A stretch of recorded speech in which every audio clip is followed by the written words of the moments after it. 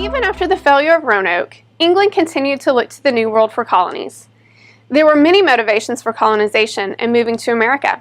The country hoped to grow in wealth and power. Economically speaking, colonies would provide raw materials that England was having to buy from other countries, such as lumber, and would also provide a market to sell finished products. Many individuals hoped that they would become wealthy in America, as the Spanish had. This was certainly a motivation for many of the men who traveled to Jamestown. Others hoped to find a better life by escaping poverty and unemployment. Some sought adventure, some were escaping persecution, while others hoped to share the gospel with the Indians. One scholar, Richard Hakluyt, said that European colonization would be a blessing for the Indians. The 13 colonies developed very differently. In Jamestown, the colony was always on the verge of collapse.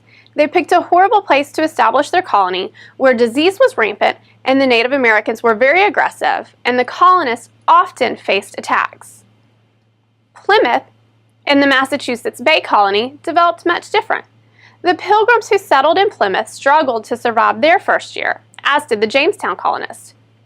However, their response to this trial was to pull together and work with the local Native Americans. The Puritans who followed and settled the Massachusetts Bay Colony, like the Pilgrims, were escaping persecution. They hoped to establish a colony where they could create a society based upon the Bible and their religious beliefs. It is important to note that neither of these colonies had freedom of religion, as this was not their goal. Rhode Island and Connecticut were offshoots from Massachusetts, and New Hampshire was a gift by the king to some of his friends. The New England colonies had a mixed economy that was similar to England's. They had shipmaking, shipping, and fishing industries, as well as some small-time manufacturing. Back to the South, Jamestown found a cash crop in tobacco. This would pave the way for Maryland, which was supposed to be a refuge for Catholics. However, more Protestants than Catholics settled here because Catholics weren't facing persecution. From the beginning, Maryland depended on the growth of tobacco. South Carolina became an overflow from Barbados. This meant that many who were well off settled here, built up a plantation culture, and brought slaves. While the institution of slavery gradually developed in Virginia, Maryland, and North Carolina, it came to South Carolina full grown. North Carolina will look a lot like Maryland and Virginia. Georgia, on the other hand, was a refuge for those who were not making it in England. However, all that was accomplished was changing their location.